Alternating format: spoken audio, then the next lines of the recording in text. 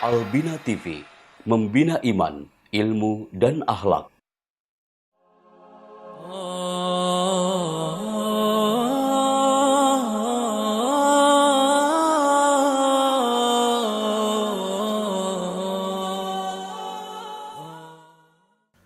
Bismillahirrahmanirrahim.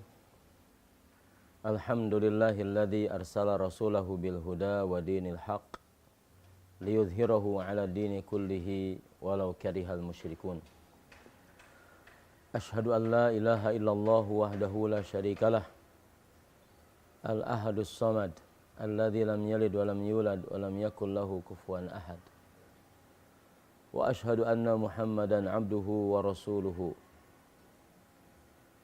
Arsalahu Allahu lin-nasi basyiran wa nadhira wa da'iyan ila Allahi bi'idhnihi wa sirajan munira.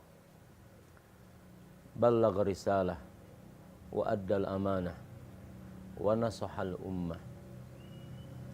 Wa qad tarakana Rasulullah sallallahu alaihi wasallam 'ala al-mahajjatil bayda lailiha ka nahariha la yazigu 'anha ba'dahu illa halik. Amma ba'du, pemirsa Albina TV, rahimani Allah wa iyyakum jami'an. Ada sebuah diskusi yang dilontarkan oleh orang-orang yang tidak menginginkan sunnah Rasul sallallahu alaihi wasallam tegak, yang tidak menginginkan sunnah Rasul sallallahu alaihi wasallam diamalkan dalam semua bentuk dan dimensinya,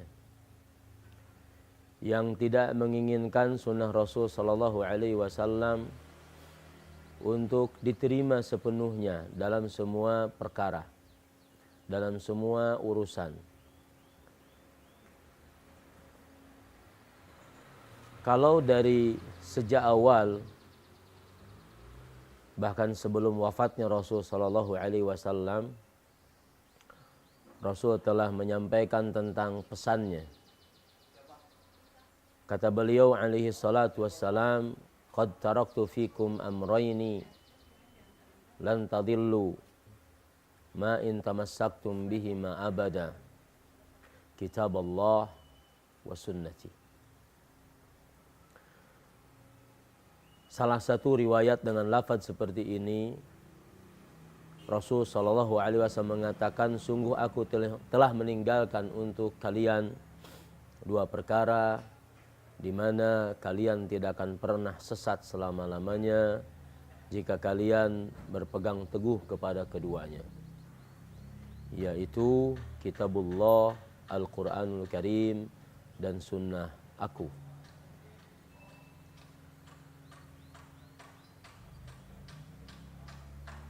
Di masa Rasul sallallahu alaihi wasallam, para sahabat Nabi radhiyallahu anhum ajmain, mereka semua menerima apapun yang datangnya dari Nabi sallallahu alaihi wasallam. Menerima semua yang datangnya dari Nabi, karena mereka mengamalkan apa yang menjadi petunjuk Allah tabaraka wa ta'ala dari dalam Al-Quran. Wa ma atakumur rasulu fakhudhuhu wa ma nahakum anhu fantahu. Yang dibawa oleh Rasul hendaklah diambil, dan yang dilarang hendaklah ditinggalkan. Wa ma atakumur rasulu fakhudhuhu. Apa saja yang dibawa oleh Rasul untuk kalian, ambillah semuanya. Wa manahakum anhu fantahu. Dan apa yang dilarang oleh Rasul kepada kalian, hendaklah kalian meninggalkannya. Ini dipahami oleh para sahabat radhiyallahu anhum ajmain di dalam menerima semua apa yang datang dari Nabi sallallahu alaihi wasallam. Semua perkataannya, semua perbuatannya, perkataan Nabi, perbuatan Nabi, semua ketetapan Nabi, semua perintah-perintahnya, semua larangan-larangannya, dengan sikap yang sama terhadap apa yang mereka baca, para sahabat baca dari Al-Quran.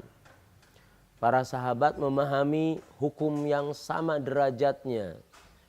Kalau ada perintah dari Nabi, maka perintah itu derajat hukumnya sama dengan perintah yang datang dari Al-Quranul Karim. Kalau ada Nabi SAW melarang, maka larangan Nabi SAW oleh para sahabat dipahami derajat hukumnya sama dengan larangan yang bersumber dari Al-Quranul Karim. Dengan itu maka kalau di dalam Al-Quran ada perintah tentang sholat yang sifatnya global, aqimus sholat, dirikanlah oleh kalian sholat, maka ketika rincian dari bagaimana sholat itu dilakukan, sahabat-sahabat Nabi SAW menerima dari Nabi semua apa saja yang bertalian dengan sholat tersebut. Karena di dalam dirinya, dalam diri para sahabat tertanam sebuah keyakinan apa saja yang menjadi petunjuk Nabi itu sama artinya dengan petunjuk Al-Quran. Dengan demikian maka kita mendapatkan dari para sahabat tentang semua bagian dari sholat itu ada keterangannya, dinukilkan oleh para sahabat sampai kepada kita. Dari mulai takbiratul ihramnya sampai salamnya. Bahkan dari praktek wudunya, bahkan dari tayamumnya, bahkan dari jenis airnya. Itu kita mendapatkan keterangan hal yang bertalian dengan itu dari siapa? Dari para sahabat yang itu menerima dari Rasulullah SAW. Jadi saat itu bahwa semua sahabat tidak pernah memilah apa yang datang dari Nabi SAW diterima sepenuhnya. Keyakinan mereka bahwa Allah tabaraka wa ta'ala menetapkan untuk nabinya satu landasan yang menjadi keyakinan setiap muslim. Wa ma yantiqu 'anil hawa in huwa illa wahyu yuha. Wa ma yantiqu 'anil hawa in huwa illa wahyu yuha. Tidaklah Nabi berbicara kecuali dasarnya adalah wahyu. Kondisi ini di zaman para sahabat radhiyallahu anhum ajma'in menjadi sebuah akidah, menjadi sebuah prinsip, menjadi sebuah keyakinan, ya, menjadi sebuah pengikat bahwa sesungguhnya apa yang adalah dalam diri Rasulullah SAW, ya, itu tidak ada yang lain kecuali sebagai terjemahan, sebagai tafsiran tentang Islam, tentang Al-Quran, ya, tentang tauhid. Oleh karenanya maka sekali lagi mereka tidak pernah memilah-milah apa saja yang datang dari Rasul sallallahu alaihi wasallam.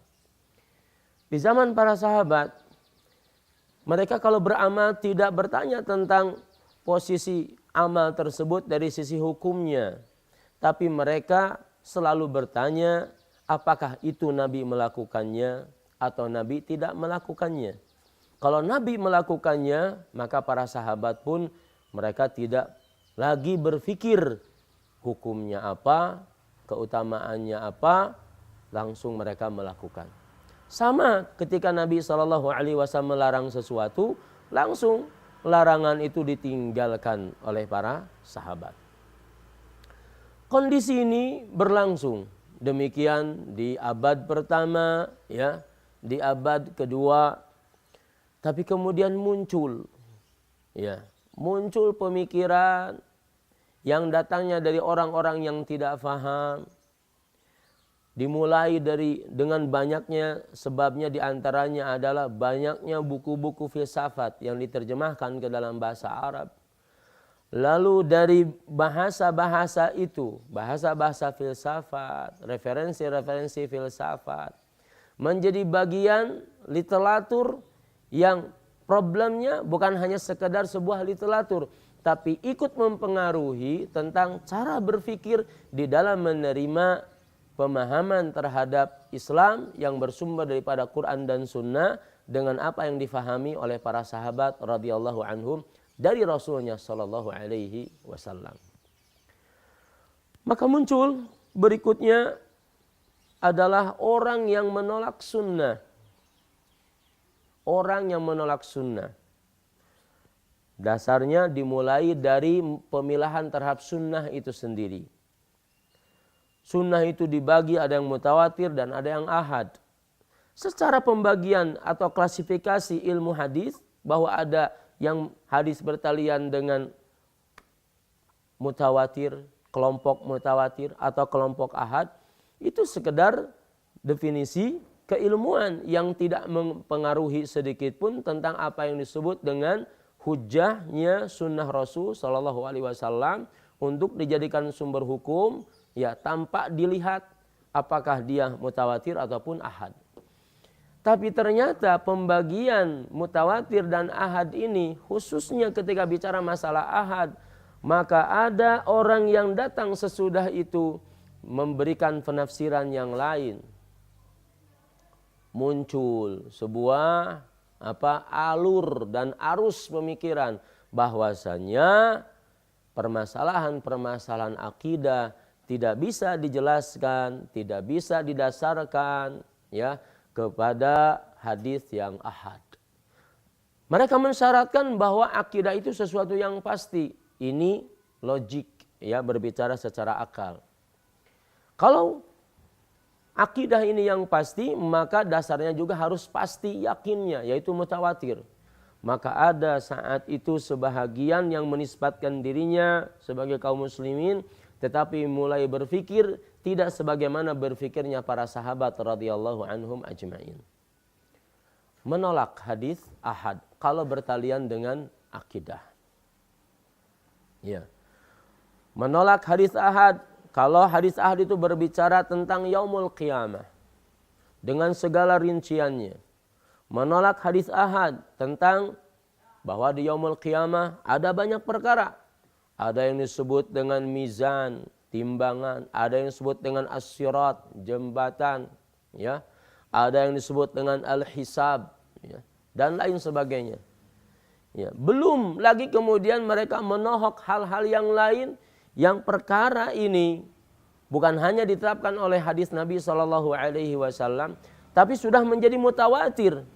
Bukan hanya mutawatir amali, tapi mungkin mutawatir aqdi juga. Bahwa keyakinan ini sudah terwariskan secara mutawatir. Di mana pada abad 1, abad 2 tidak ada yang muncul pemahaman yang seperti ini. Ya. Contohnya apa? Contohnya orang menolak tentang akidah, keyakinan adanya azabul qabri, siksa kubur. Ya. Yang memahami bahwa sunnah Rasul sallallahu alaihi wasallam ini dengan pemahaman yang parsial, mereka mengatakan bahwa hadis-hadis yang ahad, yang bertalian dengan akidah, dengan keyakinan, ya, berhubungan dengan qada dan qadar, itu tidak bisa dipakai. Para pemirsa Al-Bina TV, semoga Allah Subhanahu wa taala meneguhkan kita di dalam iman dan dalam Islam, istiqamah senantiasa dalam agama. Ini pemikiran ini muncul untuk apa? Judulnya adalah untuk menolak hadis. Judulnya ada untuk menolak sunnah. Ya, judulnya untuk menggugurkan bahwa sunnah itu bisa dijadikan sebagai hujjah, ya, sebagai landasan hukum. Maka akhirnya bisa kita bayangkan nanti berapa ratus, ya, hadis yang akan digugurkan, yang akan dibiarkan, yang akan ditelantarkan. Ya, kalau begitu urusannya, lalu akidah kita, ya, akan dibangun berdasarkan apa? Kalau kemudian hadis-hadis Nabi SAW yang tadi kemudian kita amputasi, kita gugurkan, kita hilangkan, ya, kita tidak memfungsikannya sebagai landasan hukum, akan seperti apa keyakinan kita? Dibangun dengan apa akidah kita? Dibangun dengan apa prinsip kita? Ya. Ada perkara-perkara gaib di mana di situ logika kita tidak bisa menentukan. Karena orang berlogika, maka logika itu tergantung kekuatan satu dengan yang lain berdasarkan hujahnya masing-masing. Ya. Para sahabat radhiyallahu anhum ajma'in sepakat bahwa hadis ini tidak dengan segala pemilahannya lalu berkonsekuensi, berakibat bahwa ini tidak bisa diamalkan karena ahad. Tidak. Kalau masalahnya bahwa ada satu hadis diriwayatkan oleh satu orang, ya, dan itu sesungguhnya menjadi hujjah hatta di zaman Nabi SAW. Buktinya apa? Buktinya bahwa Nabi mengutus para da'i dan yang diutus oleh Nabi satu orang. Bukankah itu menjadi hujjah? Ya. Kalau ahad didefinisikan bahwa yang periwayatannya ada di satu tobaqo itu satu orang, maka kita akan melihat betapa banyak barangkali, ya bukan barangkali, bisa dipastikan bahwa utusan-utusan Nabi ke berbagai wilayah mengutus satu orang bisa jadi ya itu dibatalkan hanya karena yang membawa seorang sahabat. Jadi permasalahannya adalah bukan masalah pada konteks ahadnya, tapi apa yang melatar belakangi sehingga orang menolak hadis ahad, terutama fokus masalah akidah. Judulnya ingin menggugurkan as-sunnah. Kita harus menjadi pembela terhadap as-sunnah ini dengan cara tidak ada pemilahan terhadap sunnah baik yang mutawatir maupun yang ahad. Ketika yang ahad ini sahih dengan segala syaratnya, sebagaimana itu sudah menjadi ijma' kaum muslimin, maka yang ahad ini bisa dijadikan hujjah untuk semua perkara, termasuk perkara yang gaib, termasuk perkara bertalian dengan yaumul qiyamah, termasuk dengan qada dan qadar. Mudah-mudahan Allah Subhanahu wa taala menjadikan kita sebagai ahlus sunnah yang bisa memahami sunnah, mengamalkan sunnah sebagaimana para sahabat menerima sunnah ini dari Rasulnya sallallahu alaihi wasallam. Aqulu qouli hadza wa astaghfirullah li wa lakum walhamdulillahirabbil alamin wa sallallahu ala nabiyyina Muhammadin wa ala alihi washabihi wasallam.